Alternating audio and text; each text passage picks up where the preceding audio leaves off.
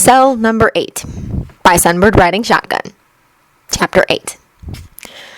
Later, Nate wouldn't be sure how long he lay under the car, learning a whole new definition of fear to the soundtrack of cries of shock turned into shouts of fear and screams of pain.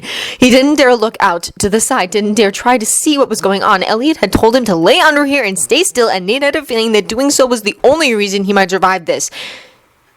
Then the garage went a quiet, deadly still. Slowly, Nate moved to one side, sitting up on the side of the car where they'd taken cover. Carefully, he stood looking through the shattered window.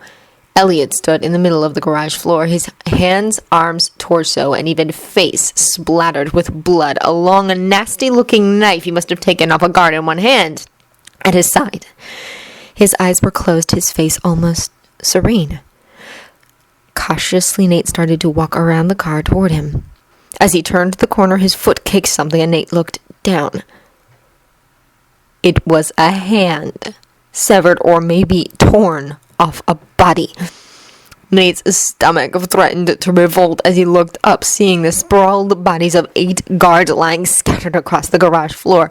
Blood pooled, bits of body parts littered the floor between corpses. Guns and knives, no longer held by lifeless hands, lay where they'd been dropped. There was a clang of metal as the knife Eliot had been holding dropped to the floor. He turned around, his head moving slow as he absorbed what had happened.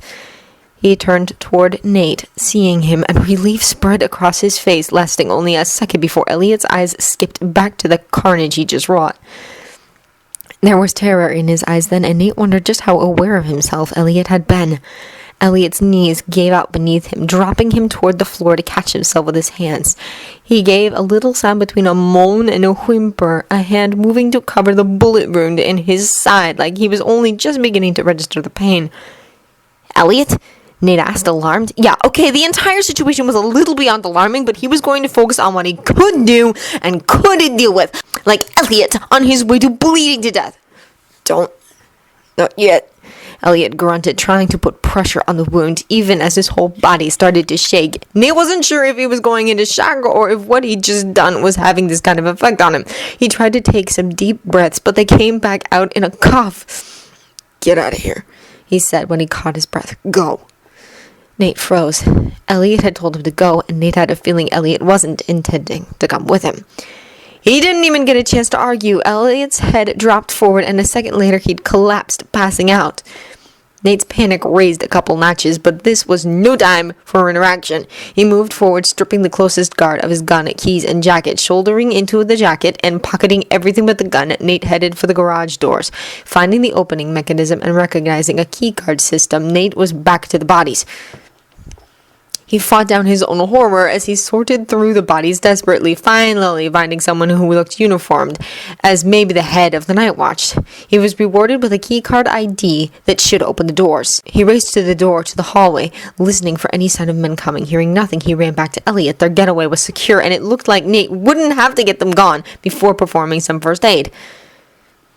Nate still wasn't sure how he'd get a car started since, unlike Eliot, he didn't know how to hotwire a car. But he'd cross that bridge once he was sure Eliot wasn't bleeding out, or when he heard guards coming. Whichever came first. With limited knowledge and less experience, there wasn't much Nate could really do. He did use the knife to cut strips from a mostly unbloodied jacket he'd taken off a slain guard, and used them to bind the injury, managing to mostly stem off the flow of blood and hopefully stop Eliot from bleeding to death. That task done, Nate ran back to the door to the hallway, listening. It felt like it had been hours, but he guessed probably less than 20 minutes had passed since the fight. It wasn't long, but he had to be running out of time. Risking only another minute to see what else he could loot from another fallen body, he was rewarded with another set of keys, light, and a flask of something Nate was guessing was some kind of alcohol. Stowing all he could, he raced across the garage to a car that had a window shot out by the bullet. He reached through and unlocked the doors before running back to Eliot. He paused only a second, lifting the fallen man with surprising ease. It had ceased to register a while ago, but the boy was small for a fully grown man and weighed surprisingly little. Nate took it as a blessing, since anything else would have meant he'd have to drag him, and carried Eliot over to the car, laying him in the back seat. Nate climbed into the front seat, pulling out the sets of keys he'd taken off the guards. He couldn't think of anything else to do besides trial and error. As fast as he could, he fit the keys into the keyhole and turned before pulling it out and trying the next one. precious seconds ticked by with nothing. Nothing. More nothing. He was starting to panic, positive he was going to be discovered at any moment, when he tried another key, and the car roared to life. Not pausing to thank his maker, but doing so as he went, he climbed out of the car and ran to the garage door, swiping the key card and starting the mechanism into motion. Without waiting for it to open, Nate ran back to the car, got in, and drove. He cleared the garage door and was met by open road.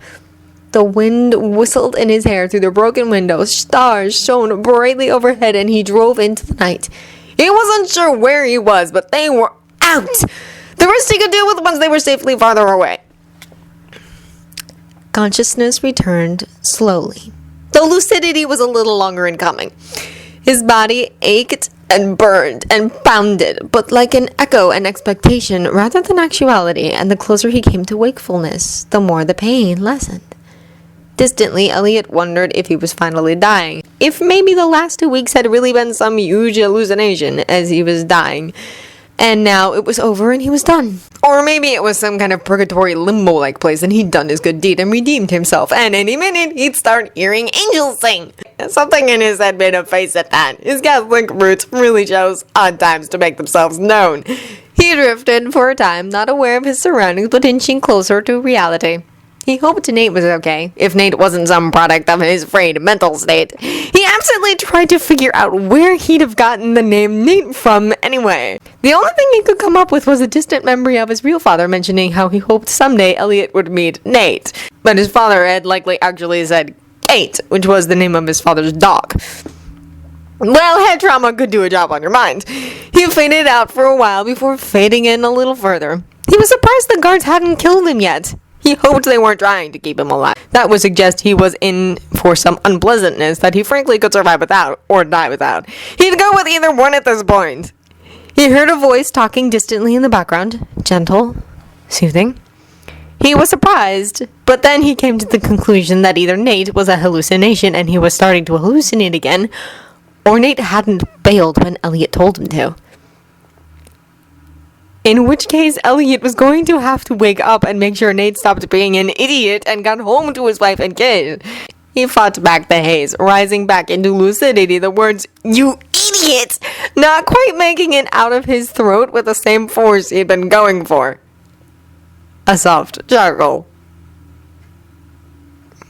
Screw the man. Eliot forced his eyes open, though the strangely bright lights made them water. He was lying on a soft surface, and he wasn't hurting as much as he should. He looked around, taking a long moment to recognize a hospital ward. A man neatly dressed in khakis and a button-down shirt, despite the heat, stood nearby. It took Eliot a moment to recognize the man as Nate. He'd never seen him without several layers of grime, several days' worth of stubble, and dressed only in pants that would likely never be clean again. "Welcome back," Nate said with a friendly smile. "You're in a hospital in Cairo under the alias Mark Baker." Eliot blinked. "I'm your brother Tom. We were traveling together when we were taken hostage, but we managed to escape. I already checked to make sure you don't have any outstanding warrants in Cairo or Egypt as a whole, so you should be okay to stay here until your injuries heal." Eliot looked around, not really liking how plainly Nate was talking until he realized he was in a room by himself. "Before you ask, IYS is footing the bill on the quiet. After I pointed out that you'd saved them the cost of my ransom and that they'd face a whole lot of public embarrassment for letting the situation be out of hand for so long, they realized they could afford a hospital bill. Besides, you haven't really made their radar yet." Eliot nodded again, but couldn't quite put into words what was starting to really bother him now. The more lucid he became, the more little details started to eat at him. The way Nate was standing on the edge of the room, more distance separating them now than there had been for weeks.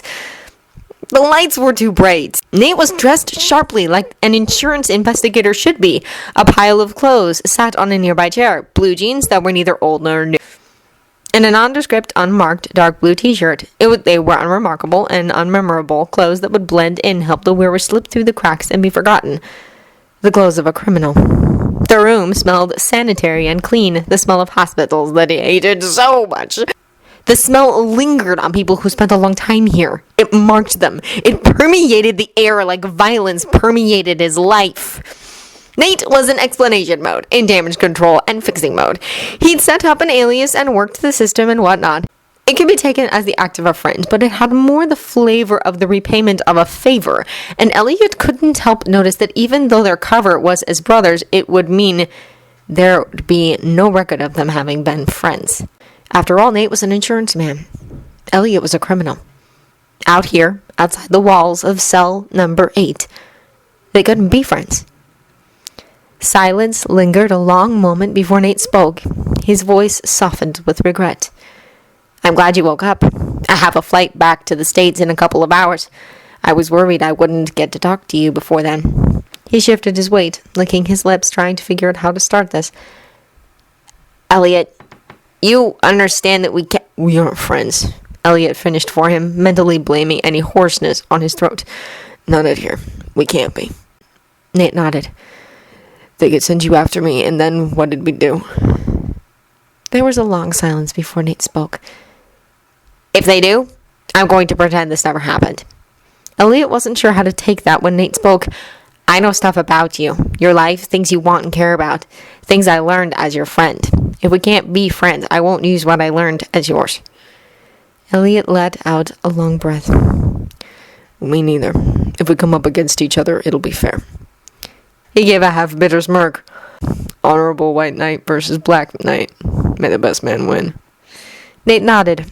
The silence stretched on a long moment before Nate finally turned to go gather up his stuff. Eliot found his voice. Nate.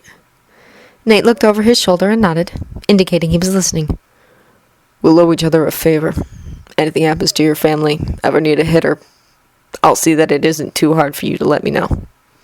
Nate nodded and looked back to what he was doing. If you're ever arrested overseas, he shook his head a little. I would offer you help in getting transferred to a less brutal prison, but you'd probably break out before you'd need my help. Eliot just shrugged. Nate finished getting his things in order and picked up his briefcase. He turned back to Eliot, a newspaper and boarding pass in his hand. I figure you'll be back on your feet and out of here in no more than 2 weeks, knowing you probably less. This is a ticket out of the country for 3 weeks from now. I trust you'll be able to get your hands on a passport by then. Eliot took the ticket offered, mentally rambling off the info for the safety deposit box. He had 3 fake passports in. Zagreb? He asked, reading the ticket's destination. You bought me a ticket to Croatia? You're sending me into a war zone.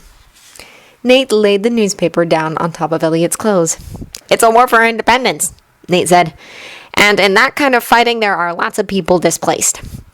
Lots of little sisters and mothers and families with nowhere left to go, and no one looking out for them. Nate shrugged a little. You've been fighting this long to save me. I'm just trying to give you someone else to protect until you can figure out what else you've got to hold on to. Nate picked up the paper and started flipping through it. You said you wanted to leave behind something besides a trail of bodies. He found a page and sat it in Eliot's lap. A small article's headline read that a Croatian village had been slaughtered by opposing forces. Maybe this isn't it, and you can't save them by yourself, but if anyone I know could do something, it's you. Eliot looked up at Nate, incredulous. You know I'm a bad guy, right? Nate looked down at the paper and gave a sad smile. Well, a bad guy might be the only good guy these people get. He looked up, meeting Eliot's eyes and holding them. Besides, you're a criminal, but you're not a bad person. You're a good man who's learned how to survive in a world of evil men. That makes you something extraordinary. Never forget that. Eliot didn't know what to say to that. He looked down at the paper in his lap. A gentle hand rested on his head for a minute, and Eliot closed his eyes, whisked back years earlier. The last time he'd seen his real father, he had done the same thing. The hand moved away, and Eliot heard the door to the room open and shut. Slowly, Eliot reached over, hiding the ticket in the clothes left for him, smiling when he saw a Croatian phrase book under the pile. He put the newspaper back as well and laid back, closing his eyes. He dressed up. He'll learn what he could from the book, and in 3 weeks he'd head to Croatia and do what he could. After that, he didn't know, but he'd figure it out as he went.